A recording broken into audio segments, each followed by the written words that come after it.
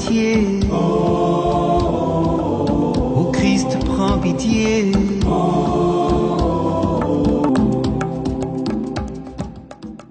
Fidèles amis de nos frères les saints, bonjour. Aujourd'hui, 28 janvier, nous célébrons la mémoire de saint Thomas d'Aquin. Né en 1225 à Aquino, près de Naples, en Italie, Thomas d'Aquin appartient à l'une des plus importantes familles d'Italie. Il étudie d'abord la grammaire, les sciences naturelles, la science arabe et la philosophie grecque chez les dominicains de Naples. À 19 ans, il est reçu parmi les novices de l'ordre dominicain, déclenchant une vive opposition de sa famille qui le fait enlever sur la route qui le conduisit à Paris. Il prononce toutefois ses vœux en 1243 et étudie à Paris, puis à Cologne, où il a pour maître Albert le Grand et pour condisciples Ambroise de Sienne et Thomas de Cantimpré. Il est taciturne et ses compagnons le surnomment le grand bœuf muet de la Sicile. Mais dans une argumentation qu'il soutient publiquement, il répond avec une dialectique si pointue et si lumineuse qu'Albert le Grand se tourne tout ému vers ses élèves et leur prédit que les mugissements de ce bœuf retentiront dans tout l'univers comme son maître. Il est ouvert à la renaissance des œuvres de l'Antiquité, celles d'Aristote notamment. En 1248, il commence à enseigner à Cologne, puis revient à Paris où il est reçu bachelier et occupe une chaire de théologie.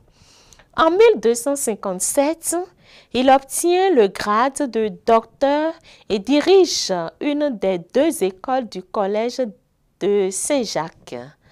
Dès lors, sa renommée s'étend dans toute l'Europe et les papes qui se succèdent l'appellent à leur côté. Il consacre les 9 dernières années de sa vie à la rédaction de sa grande œuvre, la Somme de théologie.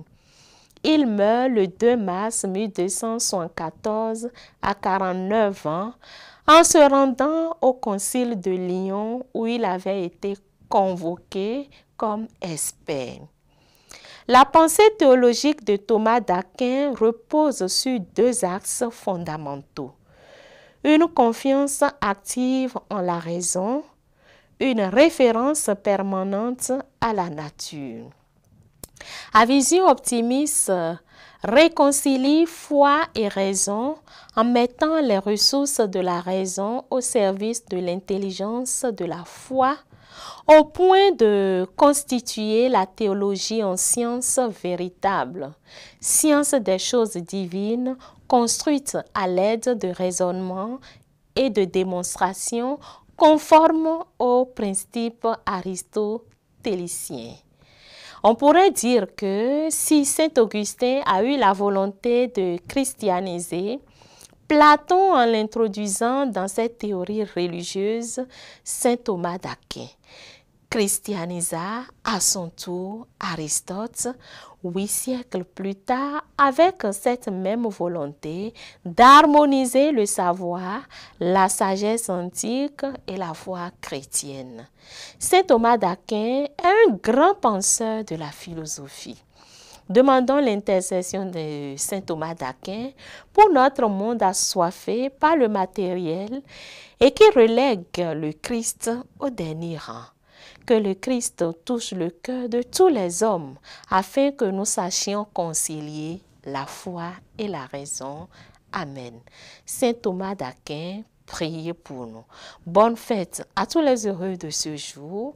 À demain pour un autre numéro, si Dieu le veut. Oh, tous les saints, priez pour nous. Oh, tous les saints, priez pour nous. Ô Seigneur, prends pitié. Ô Christ, prends pitié.